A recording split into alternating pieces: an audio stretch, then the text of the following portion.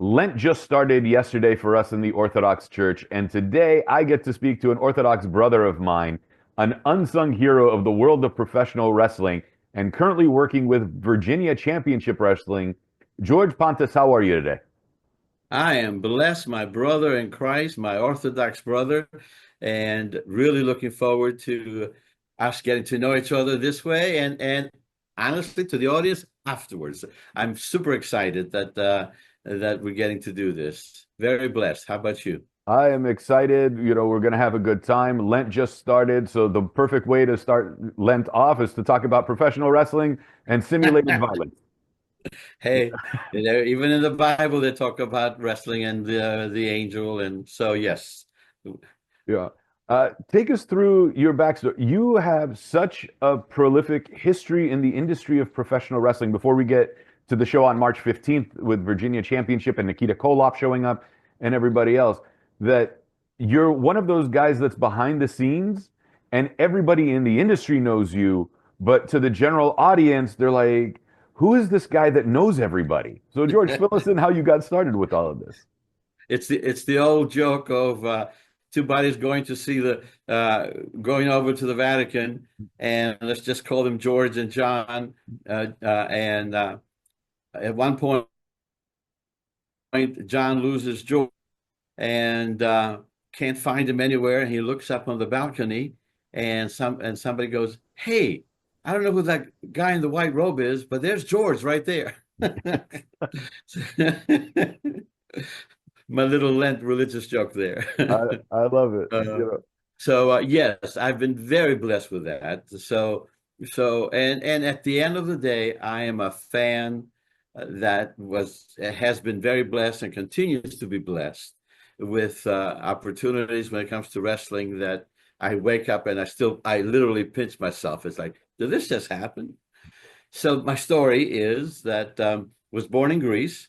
My father came over in 1964 as a tourist. Through his skill as he was a what we would call, I guess, working with metals. He was a tin man, and because of that, he had a skill and was able to stay in America. And 2 years later, he brought the rest of us. So that was I came. He came in '64. I came with my mother, sister, and I. We came in '66. I was 10 years old and about didn't speak a word of English. Of course, I still don't. I speak American, but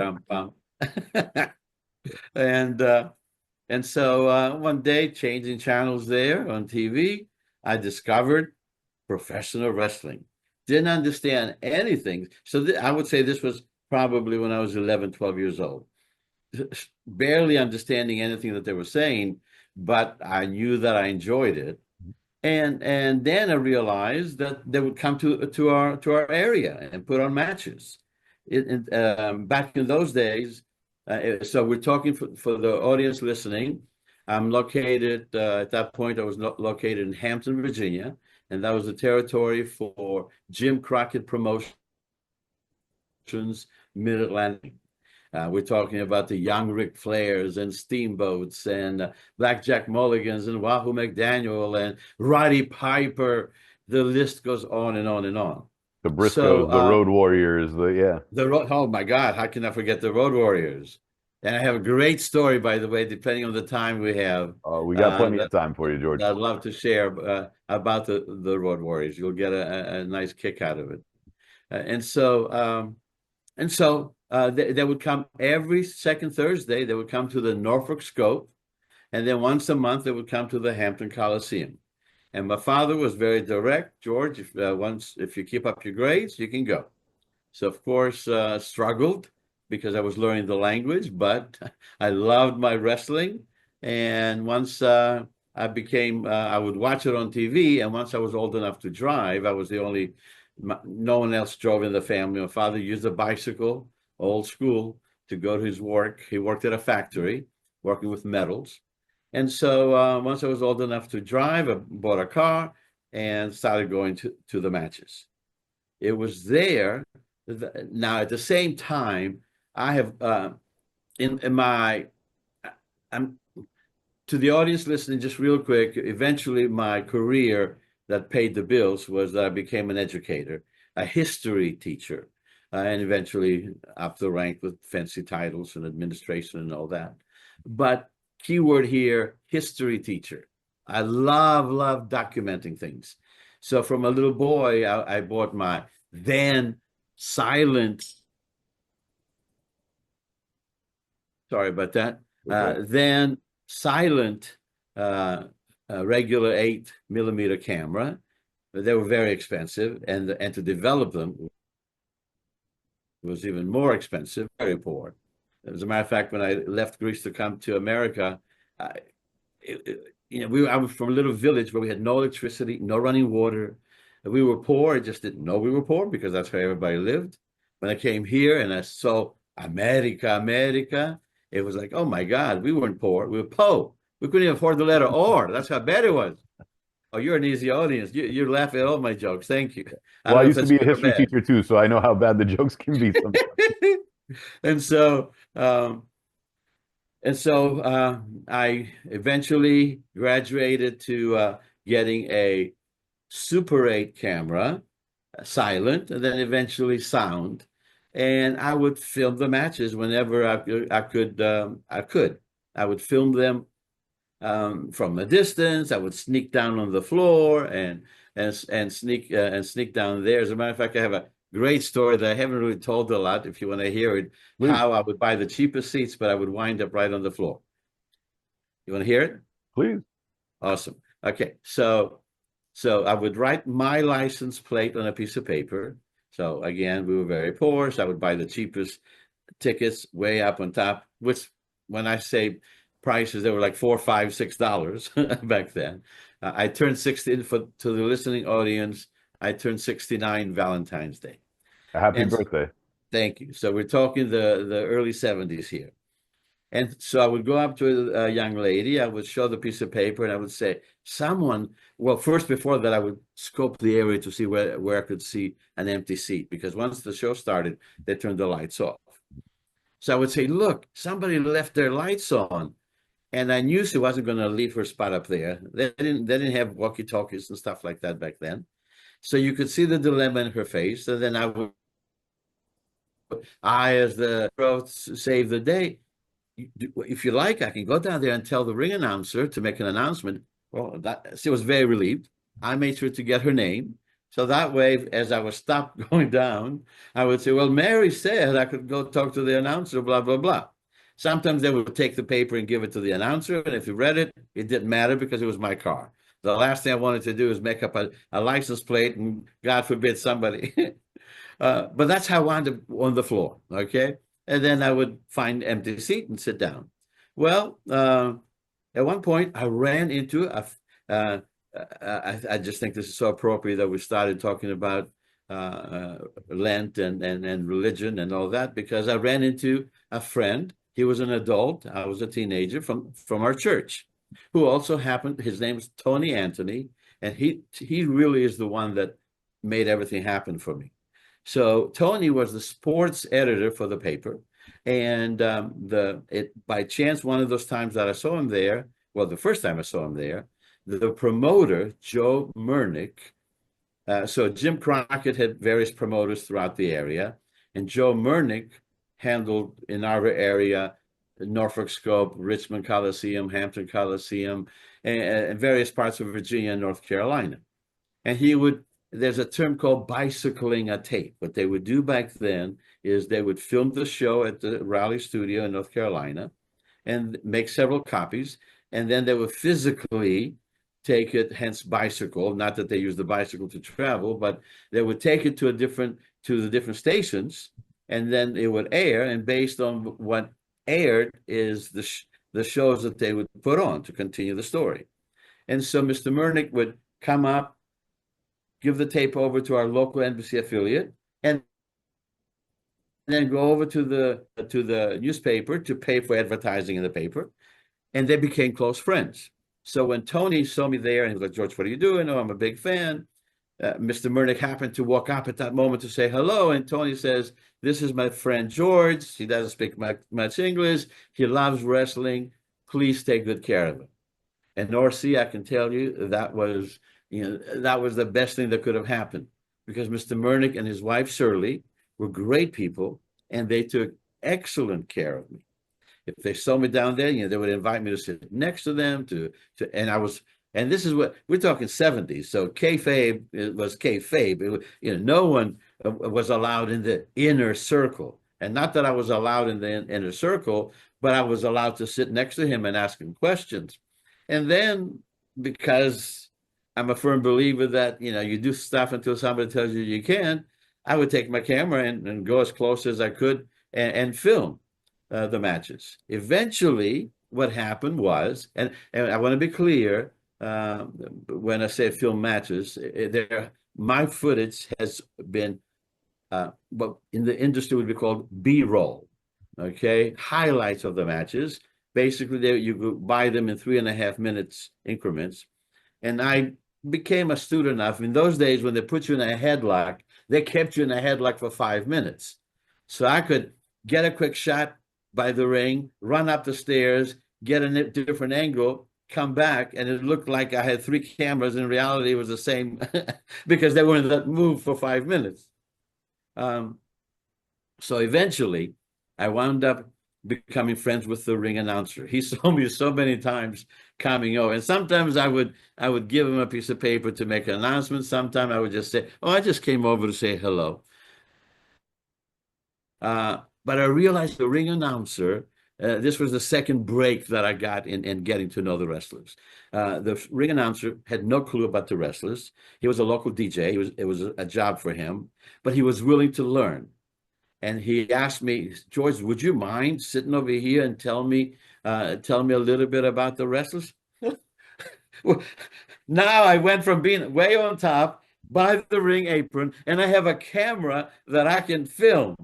Of course, I would go get a chair. If the policeman tried to stop me, I would say, "Oh," and the ring announcer would wave.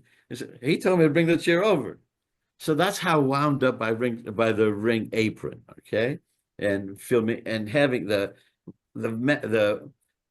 my claim to fame when he came later on. And I have a lot of great matches, but the one that eventually was the magic one that WWE took a bite, and I'm kind of jumping ahead of the story, is that I have, well, now WWE has it, the only ring arena footage of the Battle of the Nature Boys between Buddy Rogers and Nature Boy Ric Flair. At that point, he was just Ric Flair. And it was because of the series of matches that he wound up getting the moniker Nature Boy, because he wound up eventually defeating Buddy Rogers. But I'm the only one that has that footage, or had it, and then sold it to WWE. And the footage, again, is amazing. And so by sitting there, I was able to just document history in the making, and it paid off big time later on. So every time we get to watch the Battle of the Nature Boys clip, it's George's work that we get to see. Correct. And then of course I have footage.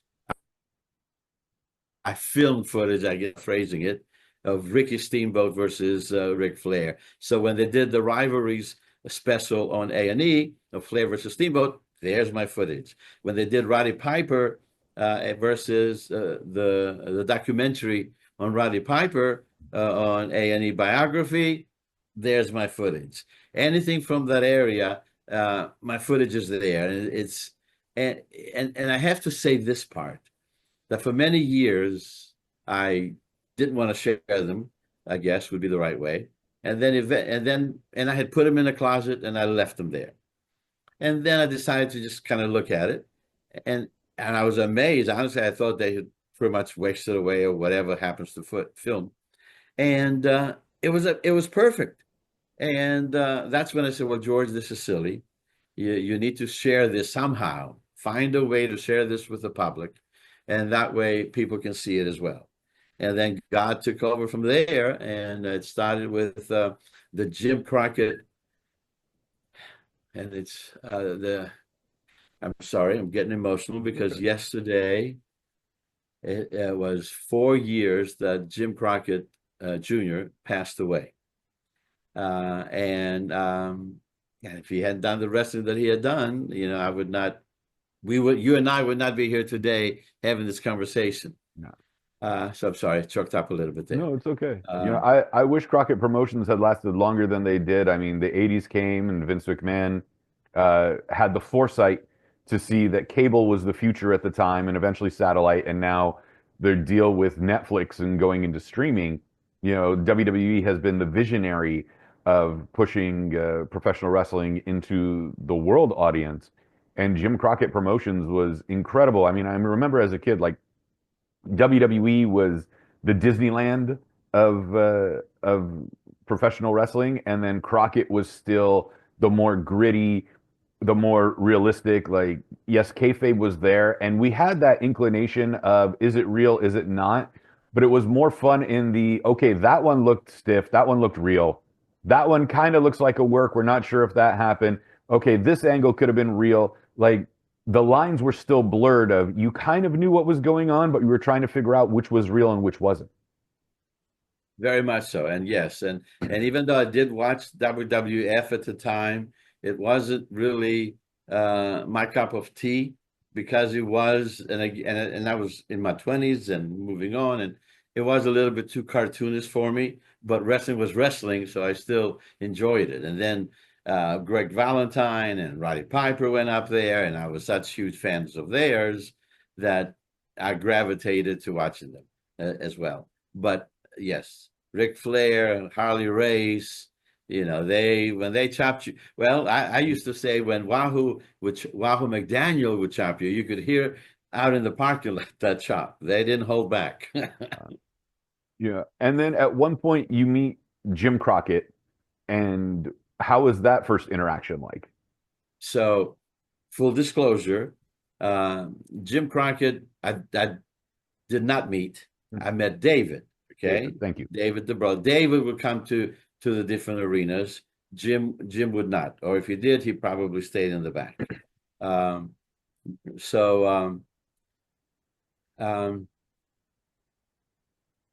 The best way to tell the story is to tell how I became friends first with the wrestlers, because again, kayfabe was kayfabe, and you weren't not allowed to associate with the wrestlers. And so the Minnesota Wrecking Crew, Ole and Gene Anderson, they were bad guys. They were my favorite team. At this point, I'm a teenager, and I see Gene Anderson in the back there. All you had to do is just step over a rope, and you could go say hi to him. So, not thinking anything, I stepped over the rope. I went over I wanted to say, hi, my name is George Pont. Oh, the other thing that's very important, I realized quickly that these wrestlers are not going to remember me if I say George Pontus, because everybody had a handle. Rick, Flair the Nature Boy, Greg the Hammer Valentine, and so on. And so Jimmy the Greek was very, very famous back then. Well, so it was a natural progression for me to be George the Greek. So I always introduced myself as George the Greek. Okay. So I was going to say, hi, I'm a huge fan of yours, George the Greek, Mr. Murnick is a friend, blah, blah, blah. I opened my mouth and said, hi, and then immediately he goes, and I'm going to clean this up. Get the blankety blank out of my blankety blank face. I mean, healed to the best term. And so I quickly backed up, but I was astute enough to figure out he doesn't know me.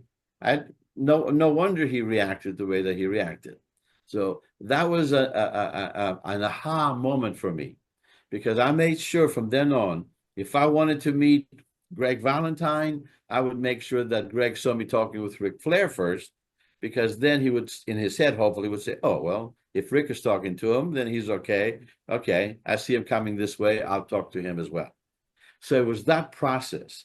And there is something that I've heard others say, so I feel comfortable finally saying it. The sad reality is that many of the good guys, when reality, there's always exceptions, like Ricky Steamboat, but many of the good guys, and Magnum TA, Terry Allen, both very dear friends of mine now as adults. But back then, as a guy, trying to go over to the good guys to say hello, it was almost next to impossible, because they had like hundreds of girls around them. And so as a guy trying to get in there, they didn't want to talk to you. They wanted to talk to the girls. Right. And I like the bad guys anyway, so it was just a natural progression for me to just, okay, well, if I can't talk to those guys, I'll talk to, to the bad guys. And I was a huge fan of Ric Flair. Johnny Valentine, I don't know if that name, Yeah, Greg's dad. Greg's dead, very good. Johnny Valentine is the one that he one time he said on TV, and he was really trying to put Rick and Greg over there. That's when Rick and Greg were tag teaming together. This was late 70s. And he says, look at these young stallions, how can you not like them? And I was a huge Johnny Valentine fan. And here getting his stamp of approval, and then Rick with the girls and all that, it was like, hey, this is my guy. And so it started with me becoming friends with Rick, slowly, just conversations. And they would see me by the ringside filming the footage. And they would see me talking to Mr. Murnick. And so that slowly allowed me my way to get in. And then there were times that I would help out by, something as simple as taking the jacket and taking it to the back, but it allowed me to be seen in the back. So it was a slow process, but a deliberate process to eventually a lot of usually the bad guys, got to know me, and I could step over that rope and go to the back and no one would stop me. And it was in one of those times that I met David in the back, and he had seen me talking with Mr. Murnick, and he would start asking me questions about my footage, and eventually we struck that friendship that has been there to this day. And last year, I eventually got involved with independent wrestling, which we'll talk about with the Virginia Championship Wrestling, became the commissioner. But last year, I had my in-ring retirement. I still help behind the scenes. And David actually was kind enough to come and do the farewell, everything there with the fans. And it just speaks volumes about who he is as a human being. And as much as we are very tight and we talk at least once a week, I have to tell you, my friend, I look at the phone and say, that's David Crockett. He's calling me. He's calling me. Right. I still mark out. And to all the fans out there, if you are a true fan, then you are a true mark of the business. Mark is not a bad word. It's a great word, because that means you love professional wrestling, like all of us, like you and I do. Right. When I was with Makwan Wrestling, I was talking to that. I was the timekeeper for Makwan Wrestling when they were still around. And I was talking to John Ian, who passed away, unfortunately, and John was a great guy. I said, we're all marks in this industry. And someone looked at me and was like, finally, somebody's willing to admit it. I said, you have to be. Like, there's the rock and wrestling era of Hulk Hogan and Ric Flair and the Road Warriors. And then you have, the Attitude Era of Stone Cold and The Rock. And then you have the current era. Like, you have to be a part of this industry. Like, something had to click for you. That's right. That's right. So eventually, because of that, I was trusted, and this is a good segue. Actually, I'm going to get a sip of water, but this is a good segue to mention the Road Warrior story.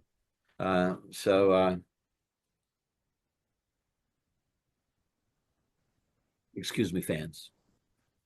So the Road Warrior, we're at the Norfolk Scope, and David Crockett actually comes up and says, George, I need a favor. The Road Warriors, of course, they need a ride to the hotel. Would you mind taking them after the show? I said, first, the answer is yes. But at that time, I was driving a little Chevette. I said, my transportation is a Chevette. I don't know if these guys can fit in there. He said, well, go talk to them and tell them if they're okay with it, that's fine with me. So, hey, guys, David asked if I could take you to the hotel in Virginia Beach. Would love to do it, but I have a Chevette.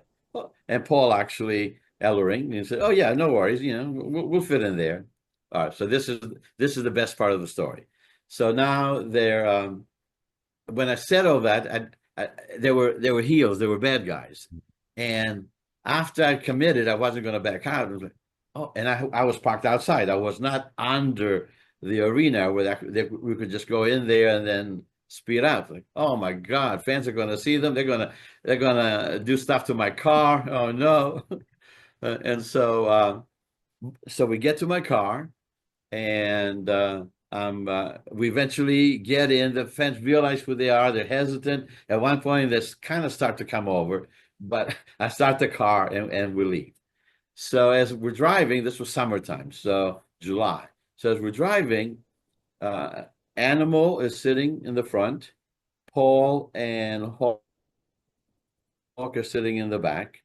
And Paul says, and I honestly can't remember if he called him Joe by his real name or he called him Animal. He probably called him Animal. He says, Animal, George has the air conditioner on, close the window. And I hear, let's just, we'll stick with Animal. And I hear Animal say, I can't close the window. So now I'm thinking, well, what's his problem? All he's got to do is just put, now I didn't have the electronic. It was an old little Chevette. It was the hand cranking one. So in my head, all he's got to do is just put his hand there, crank the window, it goes right up. Well, he had muscles on top of muscles. Not only could he not bring his arm down like you and I do, but because he couldn't bring it down, he couldn't even lower his hand to turn the crank of the window to close the window. Yeah. And that's when man, this guy is huge. He was holding the door shut. To the hotel and we partied a little bit and had a good time. What's I'm that? I was like, he was holding the door shut. His arm was sticking out the window. Yes. Oh, yeah. It was the only way. It was the only way. When he said, I can't, he could not bring the arm in. Thank God it wasn't raining or whatever. I was going to ask, how could you see out the rear window with Hawk sitting back there? I've done the drive so many times that at that point it didn't matter. Yeah. But all three great guys. You've been shooting B-roll. You started off as a kid fan that barely spoke English. The Greeks are the ones that started wrestling. And here we are all these years later. You retired from the professional wrestling industry, not the catch wrestling industry. But you're still involved with Virginia Championship Wrestling. And we have to mention this before we continue everything. The show is sold out on March 15th. You're going to have Nikita Koloff, the Russian Nightmare, that's going to be in attendance, along with Gilbert. How did you never really retire from professional wrestling. You're always brought back in at some point. Like Ric Flair, had his retirement match, and we kind of see that he might do another one. The only one that truly retired is Magnum TA, and that's because of all the injuries from the motorcycle accident.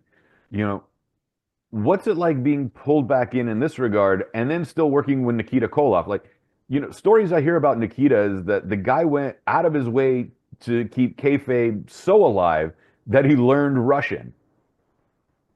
And that he kept the accent up while in the dressing room in front of the guys.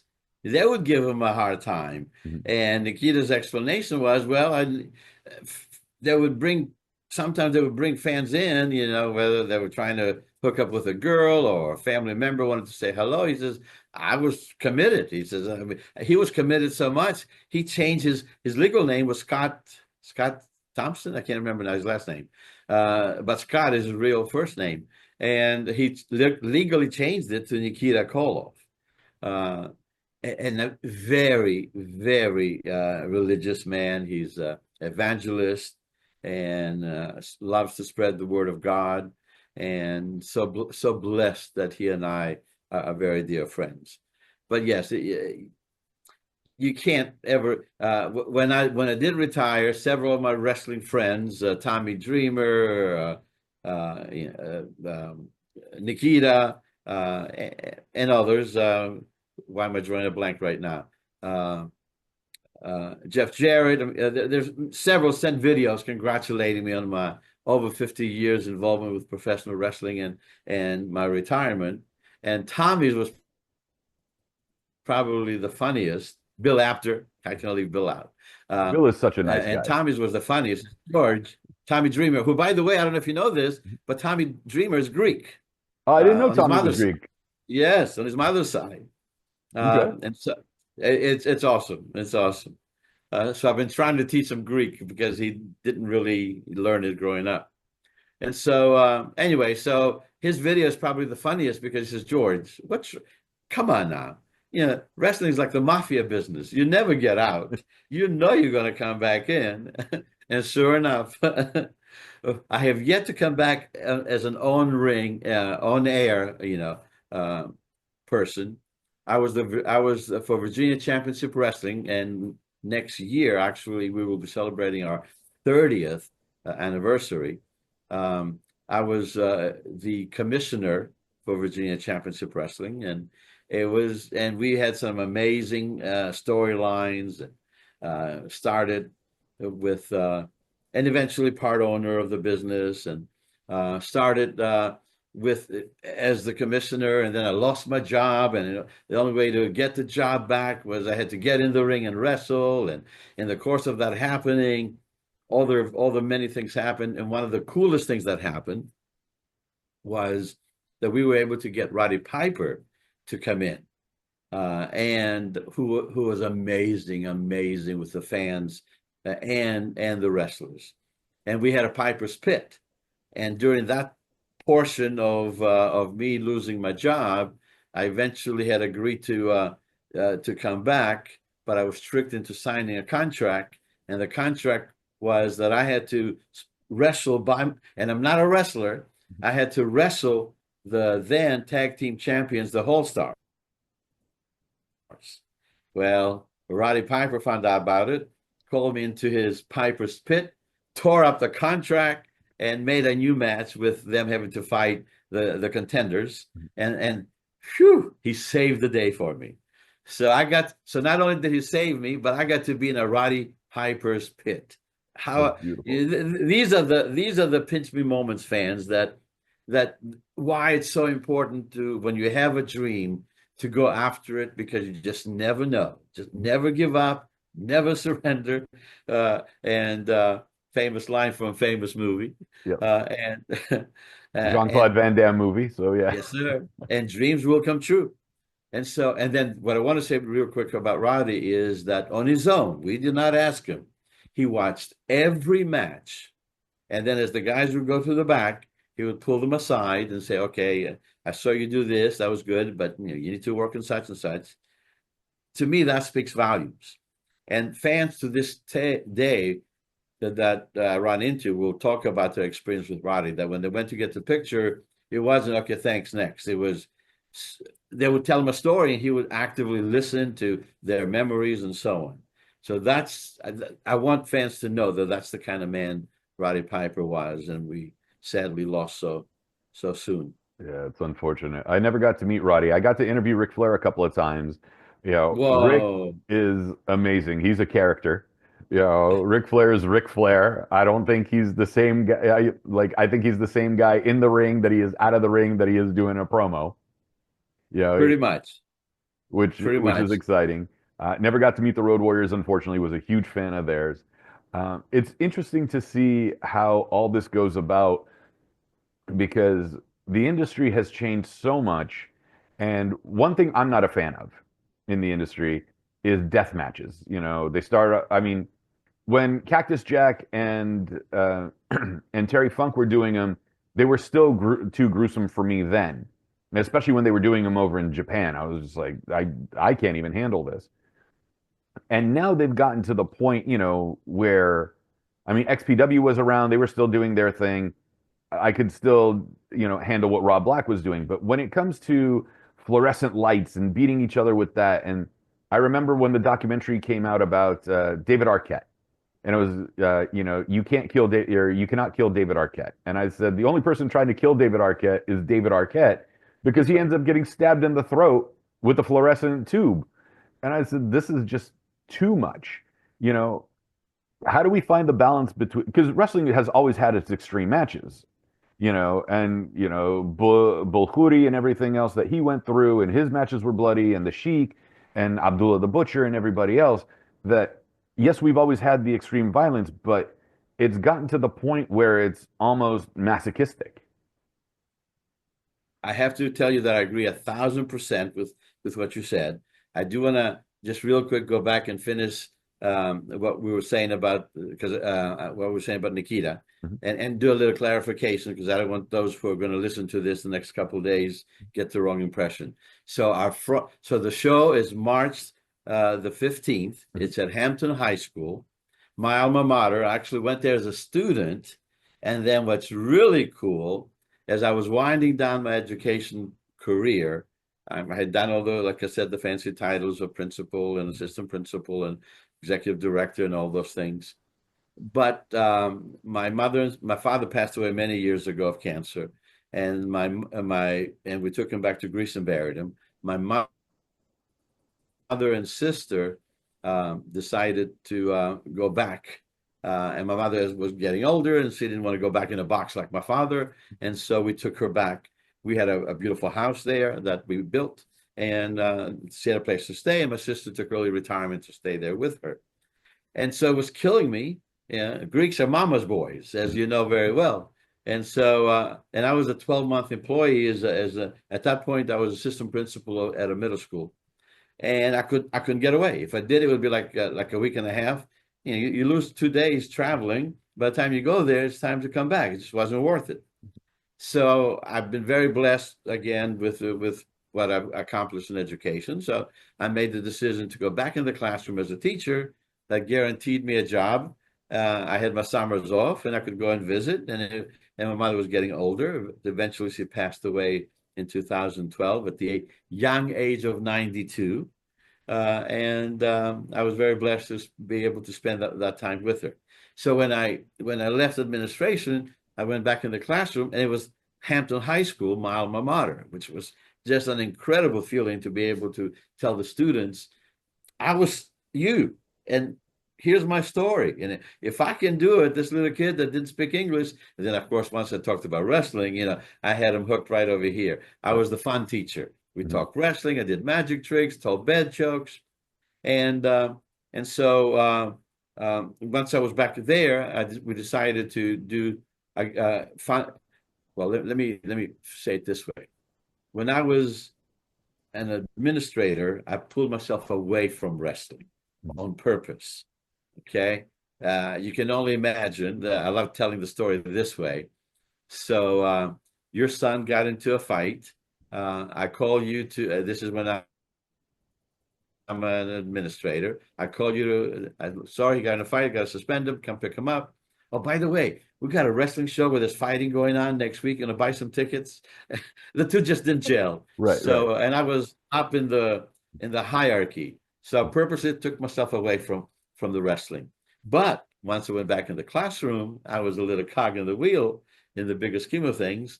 So I reconnected again with the wrestling, because in the past I had promoted my own shows and so on. And so I reconnected with Virginia Championship Wrestling. I started as a ring announcer, and then eventually became the commissioner and part owner and all of that stuff that we mentioned earlier. So every year we would do a fundraiser for the school, and we continue to do that. And this one is coming again, fans, March the 15th. If you're in the Hampton Roads area, Nikita Koloff will be there. Gilbert will be there. Go to our Facebook website, Facebook Virginia Championship Wrestling, and you can get all the information and purchase tickets. We are, the front row is sold out, and we have, so not the whole show. Okay. Okay, that's what I wanted to clarify. Front row is sold out. The ringside is almost sold out. And of course, it's in a gymnasium, so there's plenty of seats. The place holds like 2,000, people there. So there's still plenty of seats, and you can get them at the door as well. But if you want those photo opportunities from Nikita or Gilbert, make sure to go to Virginia Championship Wrestling on Facebook, and you can get it straight over there. We also have a YouTube channel where you can see a lot of our matches, and you can see a lot of my stuff there as well. The Roddy Piper that I mentioned, and so many other things. Because eventually I lost my job as the commissioner, and the only way to get it back was I had to get in the ring and wrestle, and we did it in 6-man tag team matches, and it's just to this day, I pinch myself that how can this possibly happen? Well, if you So, know anybody that needs a ring announcer, please let me know because I do a lot of PA announcing, D1, D2, junior college. So I do a lot of public address announcing for that, but I would love to do more ring announcing. Problem is, I'm well, bigger than most of the wrestlers today. and that can be a problem. Yeah, And you definitely have the voice thank you. for announcing and commentating and everything else, and the love for it. Yeah. So I wanted to make sure we got that straight with Nikita. Okay. Now to answer your questions, I didn't like it either with uh, going back to exactly what you said with Mick and Terry, and I've been blessed to get to know them a little bit. And I don't like it now. I can't watch it. I literally don't look for it. You know, when fans post little things on Facebook, I pass by it. And quite honestly, it's a reason why I can't even watch the UFC. Uh, I want that story. I want and I want to see wrestling. I want to see those moves.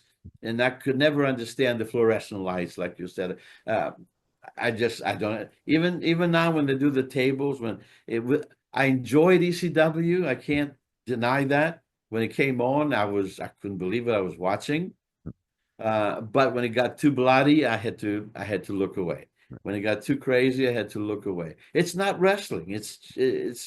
I it's not wrestling. I can't stand it. I don't like watching it. I don't advise it for anybody. So I'm so glad that you and I are on the same page with that. Right. And as far as will there, it'll be out there because it's fringe, Hmm. and it's going to have its audience. Sadly, like an AEW. To me, AEW can get very bloody, and it's for WWE. I love taking my grandson. Uh, we one of the greatest blessings was we did a storyline with my grandson in VCW where the heel bad guy was calling me stuff and joking on my grandson, and Jay Lethal comes out and saves the day and teaches the bad guy a lesson. And but we're family, and that's the other thing I want to make sure the fans who are listening at this and watching, we are definitely family entertainment first. And with AW, especially the Wednesday show, it's just too bloody for me and hard sometimes to really watch. And I won't. Of course, it's a school night as well, but I just won't take my grandson to it because he's only 10 because of the violence. Gotcha. I do love UFC and I love mixed martial arts and everything that goes with it. I can handle that more than the death match. But this also leads me to my next question. So I have a friend of mine, Michael Schiavello. He's a color commentator. And one of his catchphrases is "Good night, Irene." And it just so happens that that was his catchphrase before he met his wife, whose name is Irene. Yeah. And so Love it. it's kind of funny that, she's listening to him commentating. She's like, wait a minute, is he calling me out? And this is like in the early stages of their dating. So you're a grandfather and wrestling was considered fringe. You meet your wife. How'd you let her in not only of your love of professional wrestling, but by the way, I'm involved in this Carney show? Well, first of all, my wife is Greek from New York, from Brooklyn, and we met at a HEPA convention in Chicago. Good. And we just celebrate. Thank you for asking. Her name is Joanne, and we just celebrated our 40th anniversary. February 17th was our 40th anniversary. Congratulations. Thank you. And to this day, she cannot stand professional wrestling. Doesn't want to see it on TV as much as I've tried to explain the ins and outs of it. Doesn't want to be near it or anything like that. But to her credit, back in the 90s, when I was doing some of my own promoting, she was out there selling tickets. She was cooking the hot dogs. She was helping in every way possible to make sure the show was successful. She just didn't come in once the show started because she did not want to watch it. Dude, that's love, though. Yes, sir. That's true love. True love. And so she understands it, but it's not for her. My mom, my sister is the same way, that she just, as much as I've tried to explain, she would get so upset, especially when other people would tell her that, oh, we just saw George get beat up on TV. And well, Marianne, let me tell you, okay, let me explain it. Uh, but my mother, on the other hand, that's how we bonded. That's how we bonded. It was we loved to watch wrestling together. And all of you mentioned Rick. I do want to share this story. Please. I have not. I've done my share of podcasts. I've never shared this story before, but I just admire Rick so much, and I've been blessed enough to. We're talking about Ric Flair, and I've been blessed enough for us to become very good friends. And I was at his last match, and there's a great story there that we can tell, but this one is a different one. So my father was diagnosed with cancer, and he would enjoy watching the wrestling as well with us. He would get more kick out of watching my mother and I react to it than really anything else. And it was just a sad time in the house. And I wanted to do something to cheer up my mother, especially because he was on his last leg. And so I realized, wait a minute, it's Thursday night. They're at the Norfolk Scope. So we didn't have cell phones back then, but there were pay phones. And because of what I related earlier and going to the back and everything, I knew the payphone number. And so I decided I'm just going to call it, and hopefully somebody will pick it up. And my goal was, because my father loved Rick, my goal was to get Rick to come on the phone and just say something to cheer up my father, even though he was a bad guy. And so of all the people, God is good every day. And as Ric Flair says, twice on Sunday. Wahoo McDaniel picks up the phone.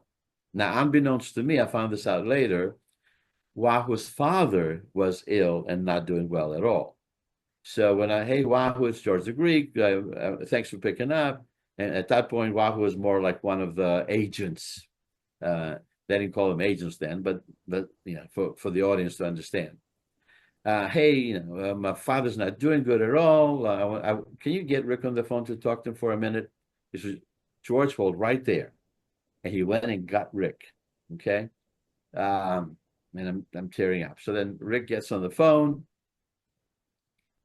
I'm on the other line, so I could translate, because my father spoke enough English to get by at work, but what you and I are doing right now, he couldn't do. He couldn't carry. Okay. He came over as an adult man, so to learn the language was very difficult for him. Ignatios, let's say his name, Ignatios Pantas. And so Rick gets on the phone. So I tell him, I got Rick on the phone. I got Rick on the phone. He wants to talk to you. And Rick even when he was at the heel of the heels, when he would see you outside, he would always be very polite. The story, I don't care what people say. Hello, sir. How are you? Hello, ma'am. Almost like what you hear about Elvis Presley, the Southern charm, if you will. And so Rick was, hello, sir. George is a friend. He told me you're not feeling well. I'm so sorry.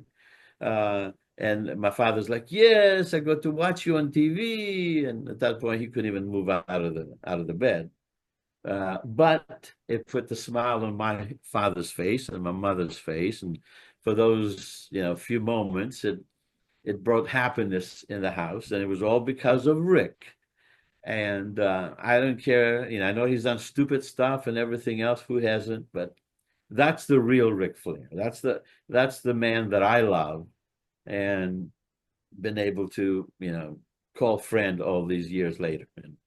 And so there's a story involving the Undertaker and Rick at his last match that I don't know where we are with time, but we still got a few more minutes for you. Okay. And then I do want to clarify a little bit more about my footage. Please. And WWE, so that way, as fans watch it, they, that hopefully they'll say, "Oh, that's George's footage." So of course, I have my gray hair now and clean face, the handsome Greek god right here. But back in my day, the hair was black, typical Greek look with the mustache, a little bit on the chubby side. And in the 90s, when they introduced the Kane character in WWF, and he's feuding with Undertaker, people would stop me at the arenas, out in the mall, and they would say, "You're Paul Bearer. Can I get a picture?" I would be very honest, and I would say, "No, I'm George Pantas," to the point, RC, that they would not believe me. That I would there were times that I have to admit, I lied, and I would say, just to get them off my back, "Yes, that's me. Let's take the picture." A fake Paul Bearer autograph. So there's people out there with a fake Paul Bearer autograph and a fake Paul Bearer thinking that they got the real one. But it was that bad. But it gave me an idea. So another very, very dear friend is J.J. Dillon, of course. Woo! The Four Horsemen. JJ hasn't aged. JJ has looked 40 his entire life. And still does to this day. And at that time, he was in charge of talent in the WWF. And I had his number. So I called him. And I said, "JJ, I want to tell you what's been happening, and I have an idea." So I told him what I just shared now without repeating it. And I said, "My idea is that I am the real Paul Bearer.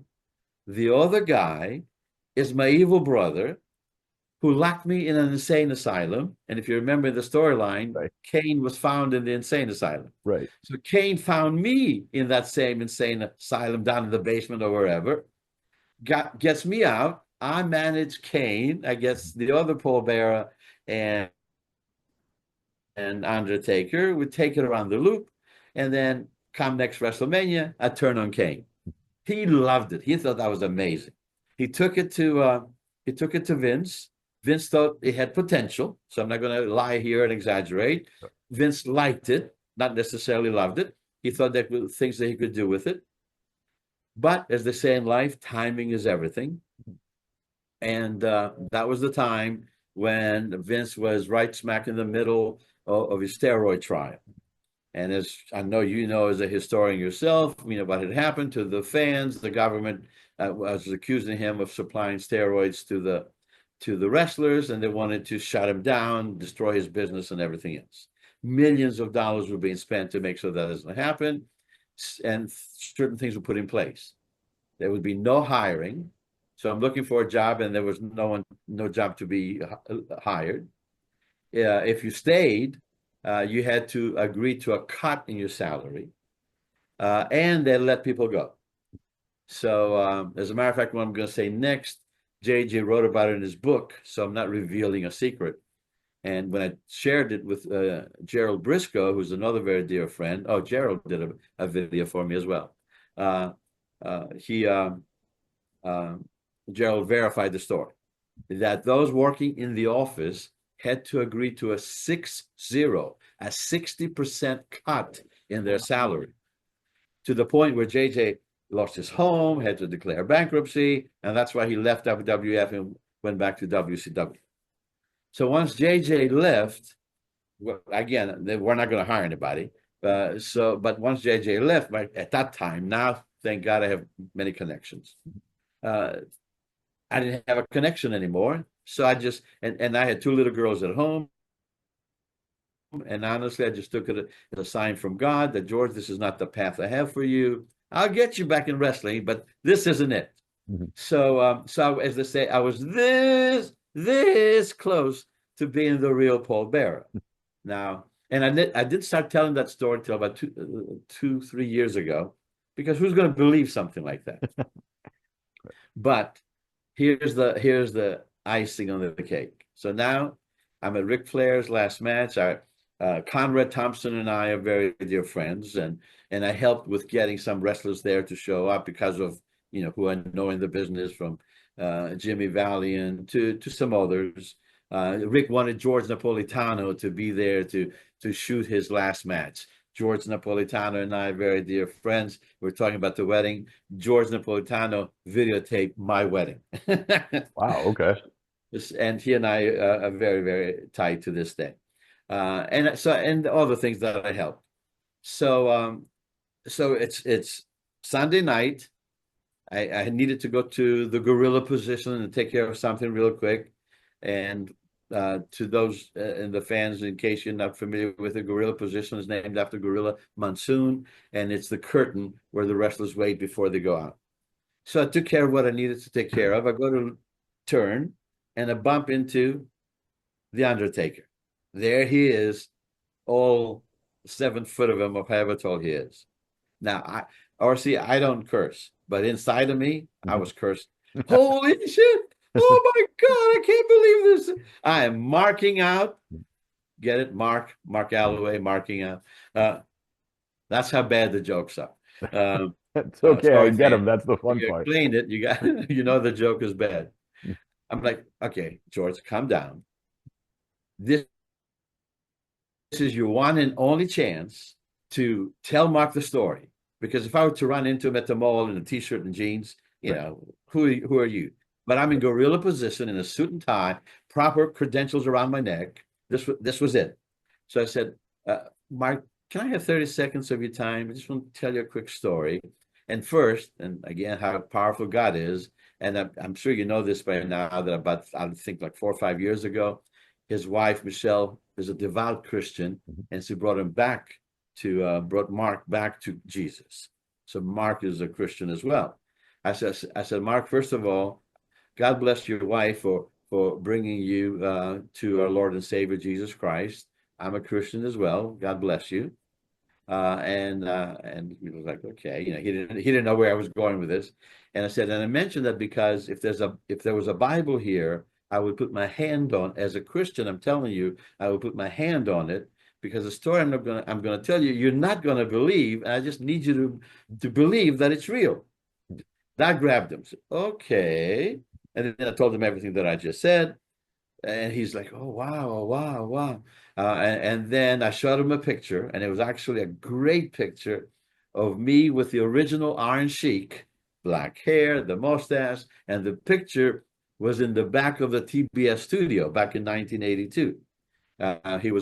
We were waiting together. He was cutting promos back in those days when they would cut the individual promos for the different cities. I knew he would react to that picture for 2 reasons. You could see the pallbearer in me, number one. And number two, it was a TBS studio, and it was in the back, you know, in the 80s. So obviously I had some connections in the business. And then when he saw the picture, he goes, oh my God, you do look like Paul. And he smiled. So at that point I said, would you mind? Can we get a picture together? And he grabs my phone. He goes, are you kidding? I want to take a picture with you. And we took a selfie together, and he's the one that took the selfie. And that's when I knew that he believed the story. And that's when I finally felt comfortable to start telling it, because whether anybody else believes it or not, I know it happened. I know it's real. JJ will verify it, and Bruce Pritchard and all those. Anyway, so that's one of my many Ric Flair stories, and my Paul Bearer story. That's a cool story. I've never met Conway, but I'm surprised that Conway has enough time to still sell insurance while doing all his podcasts with everyone. Conrad is amazing, and he's got a good team together that helps to make that happen. And like us, a true fan that still, you know, hangs in there and believes, and his story is amazing too, of how he got into it. Conrad is such a fan that he married Rick's daughter. So, yeah, so I'm impressed with that level of dedication and being a Ric Flair fan that you marry into the family. Yes, and Megan is so nice and so sweet. Yeah, So I've only met Charlotte, and Charlotte was really kind to me. So beautiful. yeah. And you said you had several times you were able to interview Rick. How I did that interviewed happen? Rick twice. So one was he had just come out with I think it was something similar to Cameo. He was working on that. And then Okay, another time it was oh, what was it? I think it was at an autograph show, and I got to talk to Rick for a little while over there. And excellent. so, you know, he was great to me. He's always been great. Haven't met Hulk Hogan yet. Still would love to meet the Hulkster. I mean, it's Hulk Hogan. All the politics aside and his personal views, it's still someone you at least want to say you got to meet. That's Um, right. I'm the same way. I'm the yeah. same way. I got to touch him one time when he was coming down the aisle, pat him on the shoulder as a fan sitting there, but I have not met him personally. I'd love to meet him. And I would love to meet Jesse Ventura. So I do want the fans. Oh my God.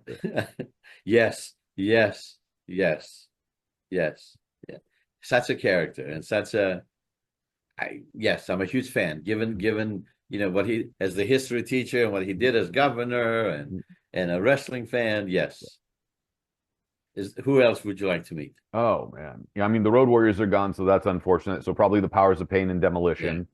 Yeah. Sting would be great. I think Lex Luger would be great, from that era. Steiner Brothers would be interesting. Just to see what they're like now. So I mean, there's quite a few. I've met several as well, and everybody's been great. Sami Zayn was great. So many people have been a lot of fun. It's just interesting to hear the stories and what you lived, especially with like Wahoo and JJ and all the guys and Magnum TA.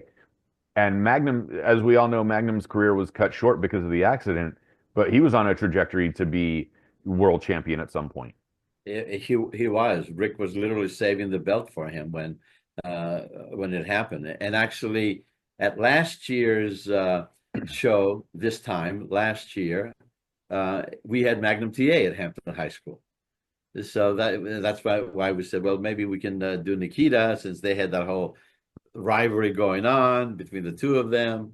And Terry, Magnum TA, is actually from this area. He grew up in Chesapeake, Virginia. And I was actually closer because I was closer age-wise with his parents. I was actually very good friends with his parents, and just down to earth, good people. I just think his life's more of a soap opera than anybody else's. Say again? I was going to say, I just think his life is more of a soap opera than everybody else's, because he had that rivalry with Tully Blanchard. And then he ends up in the accident, and that becomes part of the storyline. And then he marries Telly's ex-wife, Courtney. Yes, and Courtney is a sweetheart as well. It's a soap opera personified, yes, but they made it work. They made it work. I mean, this really is professional wrestling. So there's my footage. If fans want to see my footage, there's an excellent. Actually, there's a couple of things. Let's do this real quick. So there's an excellent DVD the High Spots put out. They're not selling it anymore, but I believe there's still, you can still see it on their High Spots channel. It's called Jim Crockett Promotions: The Good Old Days, and it's a story of Jim Crockett Promotions. And as far as the actual footage, is strictly my Super 8 footage that's on there, and so there's a lot of it, highlights different matches, and then 5 years ago now, I guess, Conrad had a sit-down interview with Jim Crockett Jr., and it was a 5-hour interview. It's on his adfreeshows.com. Definitely worth the purchase for a lot of interviews that are on there that you can't find anywhere else. From David Crockett's The Book, where they take literally the book that his father used to book the matches, and they go over them month by month by month, to this documentary, this interview that Conrad did with Jimmy. And at the end of the 5-hour interview, there's 40 minutes of footage that I still have that I did not sell to WWE. Highlights of matches with Rick against Wahoo, of Piper against Jerry Briscoe, of Rick against, not Jerry, Jack Briscoe. Rick against Jack Briscoe for the world title. Abdullah the Butcher and Wahoo. We haven't gotten yet to the big movie that's coming out March the 7th, but there's even footage on there of a women's battle royal, and fans can see all of that if they were to see the Jim Crockett interview. So those are some, and then the other part is that once my footage, I had about 6 hours of footage digitized to be used for the High Spots documentary on Jim Crockett Promotions. I'm like, okay, well, the next step, I had decided I want the world to see it. The next step is to reach out to WWE. They've got to be interested in this stuff. How do I do that? Well, a very dear friend of mine, Dick Bourne, who at that time ran a great, doesn't run it anymore, but it's called Mid-Atlantic Gateway. It's still out there. It's just not fresh anymore. If people want to learn a lot about Mid-Atlantic professional wrestling, the Mid-Atlantic Gateway, go to it. You'll find a lot of interviews and a lot of amazing stuff. Dick Bourne is a dear friend. He hooked me up with Milliken, who does the belts. What's his first name? Dan? I think Dan Milliken. Dan, I explained to Dan what I had. Dan hooked me up with Ben Brown. Now, Ben used to recognize as the archivist for WWE. He's the one that when we see all these hidden treasure specials on A&E and anything, but the biographies and all of that, he's the one that finds and curates everything. And Ben and I have become friends through the years. So I said, what can I tell him that I have that will hook him? I knew that Hunter, still to this day, is a huge fan of Ric Flair. So when I told him about my Battle of the Nature Boys, it was one of those, and then reel it in. Because as soon as he told Hunter that I had this footage, Ben told me later, Hunter told him, do whatever you got to do to make this work. And so I sold the 6 hours of footage that we digitized to them. And I mean, Baron Van Raschke, anybody that came through our area, the match I have. And because I was at ringside, and thank you God for preserving it, the footage is just amazing. And once that WWE bought it, they did their own magic to it and made it more crisper and more everything else. Mm-hmm. And so we worked out a deal where they purchased the footage. And then we're Greek, so we haggle. Eventually, I came to a price that I was willing to let them go with some exceptions. And this is a cute little one that I love telling. I said, Ben, I've never been to a WrestleMania. And Ben goes, George, are you telling me if I throw in a WrestleMania, you'll say yes? I said, well, we're getting there. We're getting there. So when there's a WrestleMania, honestly, full disclosure, with the purchase now of TKO, I haven't asked, so I don't know if it's still possible. But prior to the purchase, part of the deal was if there's a WrestleMania that I want to go to, boom, I could go. They'll take care of me. Anytime WWE came to town, I got free tickets to bring my friends. If I wanted to go to the back, and I tried not to overdo that, if I wanted to go to the back and say hi, especially some of the guys that I knew, he'd arrange for that to happen.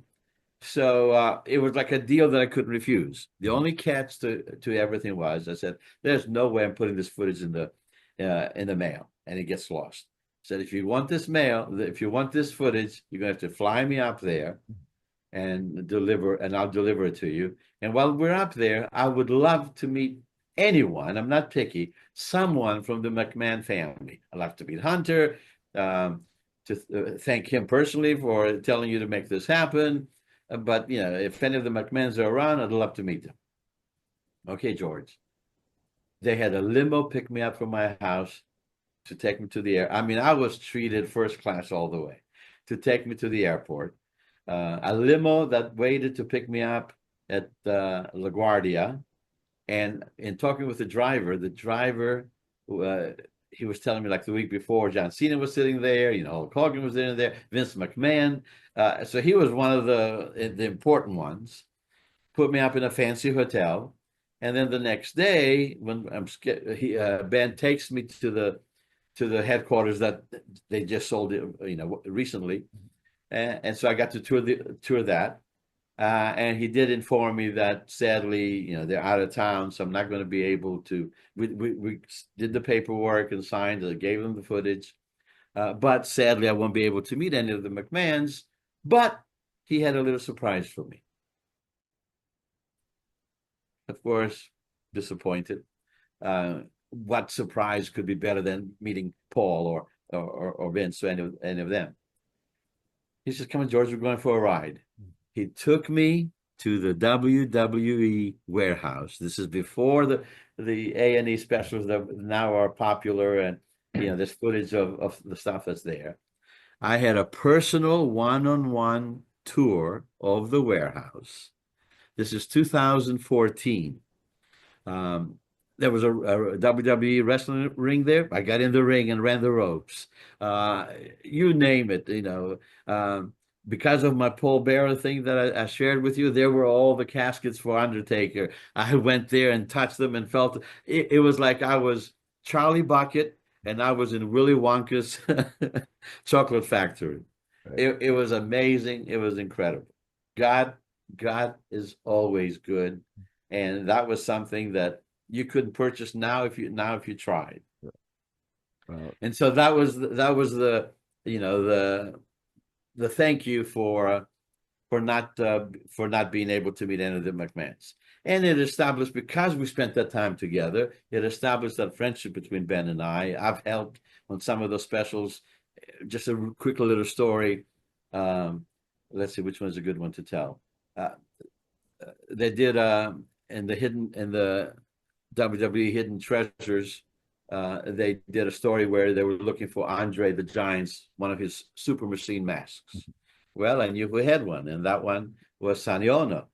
And so I called up Ben and I said, I can tell you exactly where it is. And I put the two of them together. Okay. And if you watch the segment, it's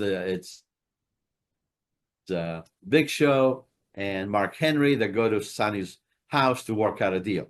And in the way that they presented it in the episode, they went to Andre's best friend, and the person that took care of him was Tim White, who was a WWF referee, but also personally managed Andre as far as booking his hotel and taking care of everything. So in the way they presented it on the show, they asked Tim, "Well, you traveled with Andre to Japan. Who do you think would have Andre's super machine mask?" And you see Tim go, "Oh, Sonny Ono would have it." Well, I was the one that told him that Sonny had it, so that way he can say it in there. So those are the cool things that continue to happen, and I continue to be blessed and have the opportunity to share these with you. Thank you for. I'm not saying we have to end, but I want to thank you personally for reaching out and asking me to do this podcast. It's been so much fun, and I can't wait to share it with my friends when you upload. Well, thank you for connecting with me first. And I was like, and I'm looking through George's bio, and I was like, I got to talk to this guy. George, Queen of the Ring comes out Friday, March 7th. I did the press day. I got to talk to Francesca Eastwood, who plays Mae Young. And I got to talk to Emily, who plays Mildred Burke. And, do you happen to have any Mae or Mildred stories? I know that, Mildred was before your time. You got into the industry before you even got to the United States, but she was still around the scene a little bit, especially with Billy Wolf and that you want to talk about Greek tragedy, Mildred marrying Billy and he helps her career, and then the situation with his son and Mildred, and just this big convoluted mess. I mean, do you have any personal stories with either Mae or Mildred or anybody? Sadly, I do not. It was before my time, and they did not come to our area. Andre did, by the way, traveled a lot, but I do not have any of them. I'm very familiar with the story. Now, I don't know if I understood you correctly. Did you see the film yet, or you have not seen it? I saw the film. I enjoyed the film. I interviewed Ash, the writer, the director. Yeah. Right. Okay. So I got about that you did the interview. So first of all, super congratulations for that. Where I want to see them. I want to read about them. So how can we see your interviews with them? Well, they're going to be on the FanboyNation website and on YouTube. And I'll link you. I'll send you the links personally. Once we're done and everything, I'll send them to you. Movie comes out Friday, March 7th. So all the interviews will be up by then. And So yeah, I'm very proud of you. First of all, thank you. congratulations. Thank you. That's awesome. Yeah. I'm really looking forward to seeing the movie. Mhm. I am curious. I don't know if I want to ask now and you do a spoiler or not. So we're not, I don't want a spoiler. Okay. I'm very curious to see how they portrayed Billy Wolf, because as you and I know, he was not a good man. Well, since Of Josh how he Lucas is treated. Josh Lucas plays Billy Wolf, and Josh Lucas is the best at playing horrible human beings. So he doesn't make them like 1920s mustache twirly sleazy, but he makes them just enough where you're like, I want to like him, but I don't. And now the last movie that I saw recently was actually with him, was actually, and I can't remember the name of it, but it's a true story about African American basketball team that he coaches. Okay. So I he's don't. a good guy there. Okay. Uh, uh, Um, I think the yes, last thing I saw it'll him come to in me was later. And okay. Yeah, the last thing I think I remember seeing him in prior to that was Ford versus Ferrari. okay, Yeah. yes. But he's a So phenomenal actor. yes, he is. Yes, he is. So that's good to hear that at least they're telling the story the right way. I will give you one spoiler though, and it's Okay. only because you might know him. Jim Cornette is in the movie. Yes, I can't wait to see that part. His wife Stacy posted some pictures of them at the premiere in I guess in their hometown in Kentucky somewhere, and I cannot wait to see him in there, and also Camille. Yeah. Camille, I've gotten to know a little bit with my involvement with Billy Corgan. We didn't even touch on this. My involvement with so we'll have to do a part two later on. We will do a part two, but I With do want to ask before everything else, how exciting is it that Billy is in charge of the NWA and that the NWA is still around after all these years? Because I got to know him personally. Full disclosure, of course, I knew of Smashing Pumpkins and of him, but just not my style of music. Uh, but uh, but I got to meet him personally, and we have become friends. And he truly does have the passion, and believes in his heart of hearts that he can make the NWA great again. And because of that, I love him more, I guess would be the best way to say it. So I'm very happy that it's in his hands. I don't even want to speculate as to where we are with NWA 2, 3, or 5 years from now, but he's doing it the right way. He's being conservative with his money, and he could obviously put more down, a lot more in, like Tony Khan, but I believe he's doing it the right way. He's starting now to go to the old system of the territories, and he's connecting with different independent promotions, and they're becoming part of the NWA umbrella like the old days. And I think this can only help the product, not hurt it. And so I'm very excited and very happy that it's in Billy's hands, because I know that he has the love, the passion, and wants to see it succeed, and money to help make it succeed. And he's George, a good man. I want to make that clear. He's a very good man. I love it. George Pantas, thank you so much for your time today. We will do a follow-up after Pascha. For people that don't know, Pascha is Greek for Easter. Well, technically it translates to Passover literally, but in English we'll say it's Easter. I've had a great pleasure chatting with you. We will talk after Pascha, and we'll make sure that I want to get your reaction to Queen of the Ring at that time, and it'll be after WrestleMania, so we'll get to exchange Excellent. ideas on what happened at WrestleMania 41. Yes, we didn't even talk about John Cena. We're going to pretend for this interview that we didn't see him. Yes, great talking to you. You and I, of course, will talk privately for many, many, many, many times. Thank you again. It's been a pleasure. Thank you. I'm so glad I accepted your request originally, and it led to this beautiful interview. God bless you. God bless you too.